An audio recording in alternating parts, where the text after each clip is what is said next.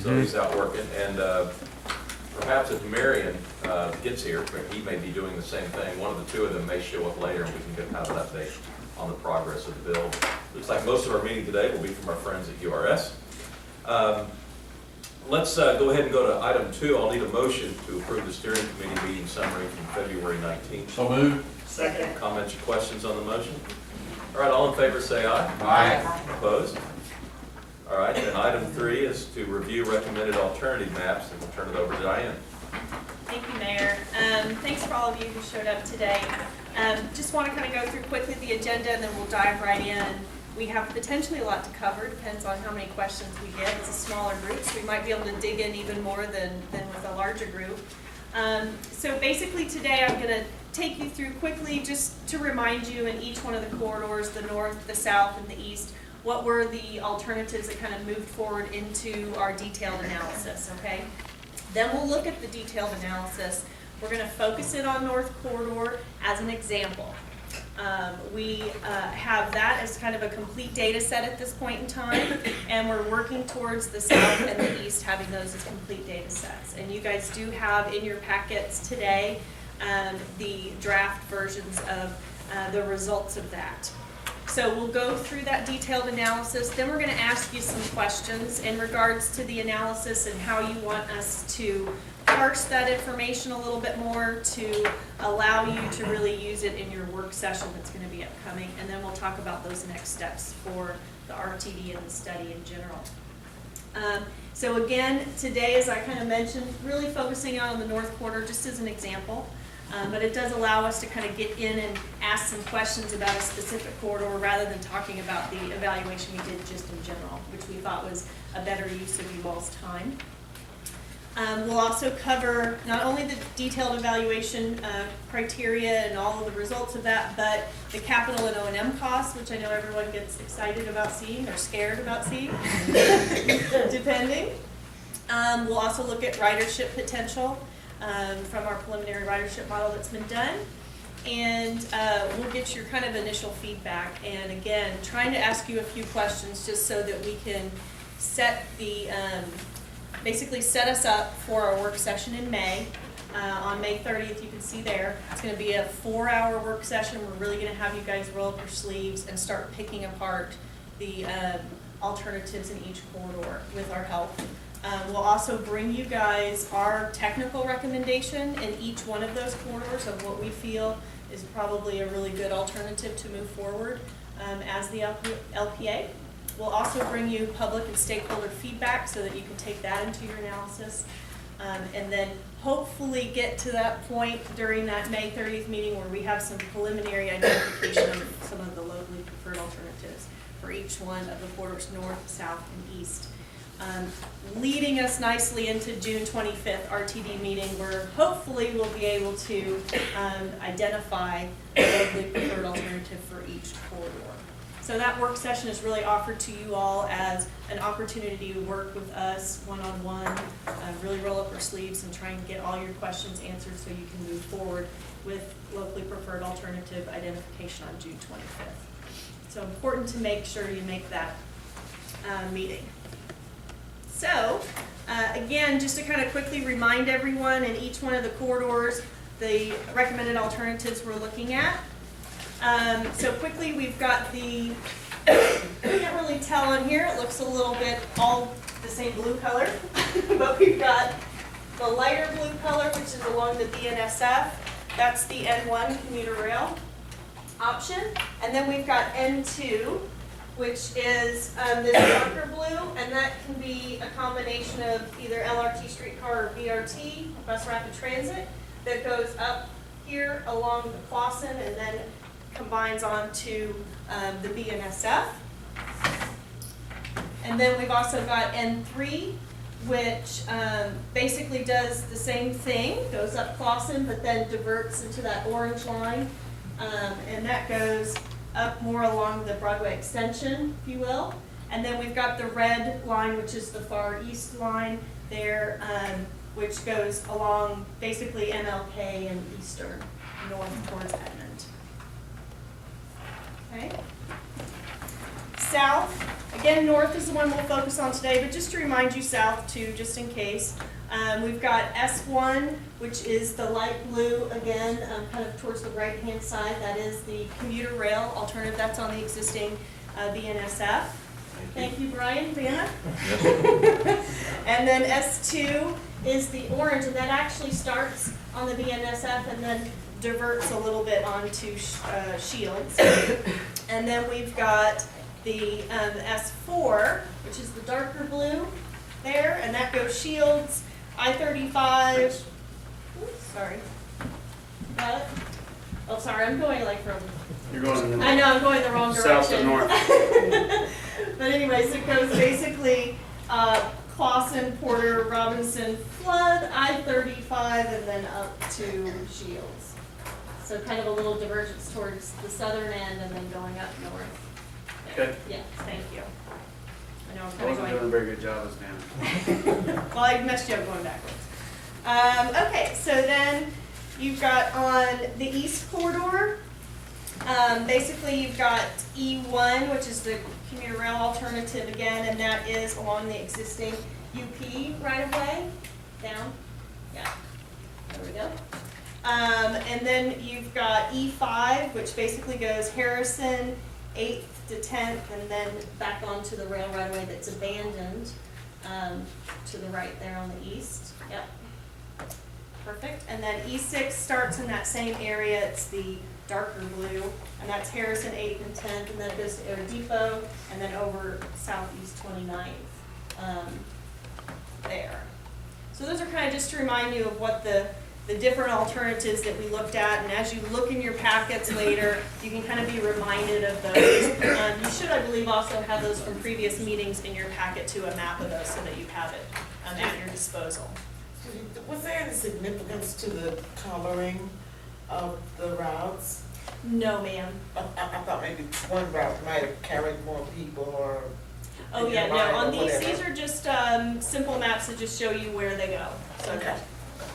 that's a good question, though. All right, so again, focus of today, North Corridor, just as an example to kind of really allow you to see how the analysis is going.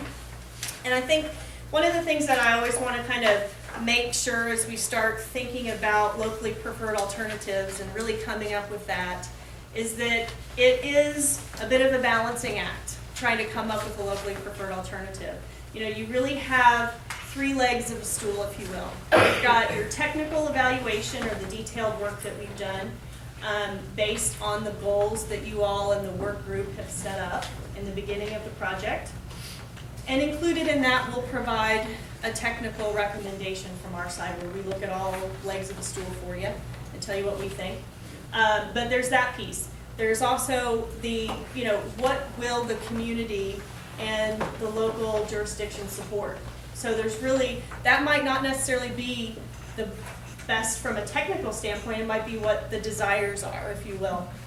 And then, of course, there's the leveling factor of capital and ongoing operation and maintenance costs. So, for example, you could have a technically perfect, if there ever was such a thing, alignment that comes out and scores great on the technical evaluation. The public really likes it, but then it's maybe 10 times more expensive than the alternatives that's the second best, and maybe it gets you 90% of that benefit as well. So it's really kind of, I call it an art and a science. You got to look at all those factors and start to judge how you kind of pull all that together into a locally preferred alternative.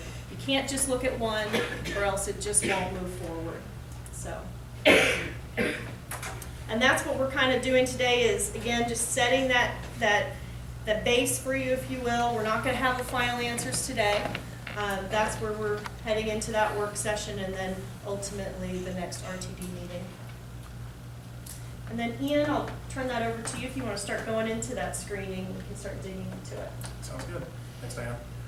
So as Diane mentioned, there's really three things we're going to be looking at here to ultimately come up with this LPA. You know, both from a cost perspective, detailed analysis, as well as the public feedback that we received. So I'm going to focus really on the detailed evaluation that we've initially done. We're going to be doing some revisions between now and when we come back to you on May 30th at the work session. But this is just the initial detail evaluation that we produced specifically for the North Corridor. The purpose of the detail evaluation is really to take those recommended alternatives that Diane just went through, that we created with your help, and we're going to basically try to figure out which is the most technically viable alternative for each of the 3 corridors. In terms of methodology, we basically developed these criteria based on the goals and objectives that you created, as well as the work group helped us produce for the objectives. So these criteria, as with the last round of analysis, if you remember, that was based on these goals and objectives. These are the same goals and objectives that we're now bringing forward, and we'll continue to move forward throughout the process that we use for this detail evaluation as well. We have added a technical feasibility section, so now that we're in the detailed evaluation, we really can start to look at technical feasibility as we really dig down into these alternatives. So I'll share that with you here in a minute. And then just a reminder, as with the last round of analysis, really these alternatives, you can look at the rankings between alternatives within the same corridor, but that doesn't translate between corridors. And in terms of the scoring and the ranking, we did apply a weighting factor to each of these goals. That weighting is based on what we heard from the work groups in the last round of analysis, so we have the same weighting as we did with the previous evaluation. And then for the scoring, for each criteria under each alternative, each criteria either received a positive, neutral, or negative rating. If it had positive, it received a point; neutral, it received no points; or negative, impossible. We did a normalizing or balancing adjustment, so basically we have differing numbers of criteria under these different goals. So because of that, we wanted to make sure that each criteria of each goal represent the same number of points before we then apply the weighting factor based on the work group feedback. And then ultimately, we just subtracted out the negative scores from the positive scores to come up with kind of a total score for each alternative.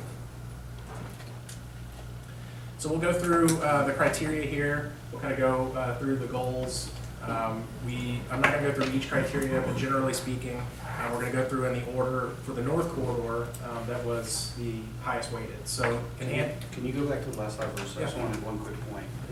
This scoring method, the -1, 0, 1, and you all need to ask us questions as we go through this. And we have like 20 slides, so we don't want this to be a 10-minute discussion. We want you all to really try to understand what we're trying to do here and coach us essentially on how to present this material so that you will understand it in the future.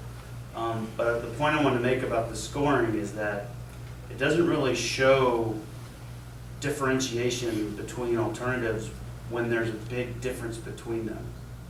A 0 versus a 1 doesn't necessarily determine how far apart the 2 corridors are. So that kind of puts a little bit of a bias into the scoring in that you end up getting a lot of distance between alternatives that may not be that far apart in terms of benefit.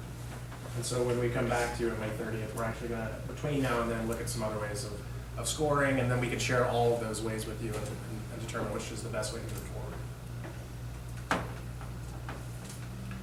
So jumping into the criteria, the first goal we're going to talk about is enhanced regional connectivity. For the North Corridor, the work group identified this as their top priority goal. So generally, we're looking at things like a number of activity centers, activity corridors, looking at transit-dependent populations, as well as environmental justice benefits. So environmental justice populations access to stations. I should point out that for this round of analysis, a lot of this analysis is based on station area, as opposed to previously when it was on alignments. So we previously did a buffer, essentially a mile-wide buffer around the entire alignment. But now that we have specific stations identified, we can really focus on the analysis on those station areas. So in terms of EJ benefits, we really can say what EJ populations live within that half-mile buffer of each station, where they could actually walk to the station and use this specific alternative. I would like to point out at the bottom here, one of the objectives that the work groups had identified previously was provide a seamless connection to CentralOK. And in the last round of analysis, we really didn't have a way to analyze that because we just did not have enough detail. But now we do, now that we have stations. So we've brought this back. We want to make sure we get it covered. And really what we're looking at here is the number of stations for each alternative within what we're calling CentralOK. And that area is generally bounded by 23rd on the north, MLK on the east, 29th on the south, and Pennsylvania on the west. So for each of those, we gave a ranking. Then the second highest weighted goal for the North Corridor was supporting economic development and shaping growth. For this, we're looking at things like existing and proposed plan uses as well as land use plans. We look at population and employment densities, both existing and projected. And we also, for this round, did an economic development potential analysis. For that, basically, we did an evaluation of current market conditions as well as existing development momentum around these station areas for each alternative. So ultimately, for each station on each alternative, they receive a number of points based on that development potential. And those total points are the top of the two criteria that you see there. And that's important, obviously, because it tells us which alternative has the highest potential for development. But what we did realize is obviously when your alternatives that have more stations than others, for instance, commuter rail generally has a lesser number of stations than, say, light rail. Because of that, obviously, there can be a skew there. So we did also look at an average score per station, so we could see so that we could apply a factor to normalize it. And then the third highest weighted was provide a balanced and coordinated multimodal system. For here, we're looking at connections between other modes. We're looking at potential connections to highways, existing and proposed bike trails, existing pedestrian facilities. Are there sidewalks around these station areas or not? We look at things like the reliability of the service. We measure that by looking at the dedicated right-of-way percentage. So how much of this particular alternative has its own right-of-way as opposed to traveling with other vehicles in a lane. We look at the vehicle capacity and some others. One thing I'd like to point out here is the ridership potential. We have Alliance Transportation Group as one of our sub-consultants, and they've been doing the transportation demand modeling for us on this project. And from that, we've been getting some initial ridership estimates. So we'll go into those here in a minute. Brian's going to talk with you about those. So one of our criteria that we're now looking at is the ridership potential for each of these alternatives in the North Corridor. And then we've also created another criteria, which we're calling ridership threshold. And essentially that's a ridership versus capacity analysis. So looking at the amount of ridership that we're projecting opposed to the amount of capacity we have on each alternative, or for each alternative. Let me talk a little bit about how travel demand modeling works, because it really relates to this particular topic. And when you're using a travel demand model, the model does not recognize or is blind to the mode that you're using. And I believe we've talked about this before, but just sort of as in review. So all it knows is really how fast a person can get through the corridor, how fast the buses or rails, rail cars, or the vehicles are going through the corridor. So the travel time for that particular length of corridor. It looks at the access points, so where the stations are. It looks at interactions between other transit and other modes. But it can't really tell you whether or not light rail or if it's bus or commuter rail. And so the role of the model when you're trying to design the transit is you get a ridership for your travel speeds and your access, and then you tailor your mode or your technology to that ridership. Does that make sense to everybody? So this criterion is really looking at is light rail overkill for this particular corridor, or is bus enough for this corridor? It's really to measure that balance between how much capacity you're putting on the corridor versus how much it's being utilized. Does that make sense? Okay. So moving on from there, this is the new goal that we've now introduced. We've gotten to the detailed evaluation. And that's technical feasibility. So I do want to talk with you about this for a minute. We're looking both in terms of engineering feasibility as well as environmental and social impacts and benefits. So under engineering, we're looking at things like engineering constraints. What kind of complex engineering situations do we have out there for each of these alternatives? What potential utility conflicts do we have? Of course, we're looking at major utility conflicts here. So, do we have a transmission line that runs right down the center of one of our alternatives? Obviously, that would be an issue. And then we also look at kind of a high-level impact to right-of-way, parking, and traffic operations. And then from the environmental and social feasibility, really what we're trying to do here is just kind of a high-level environmental analysis leading up to what eventually you would have to do, actually go through the NEPA process. So we look at various resources here. We look at everything from historic resources, to hazardous materials, to air quality benefits, noise and vibration issues. So we just kind of go through all of those resource areas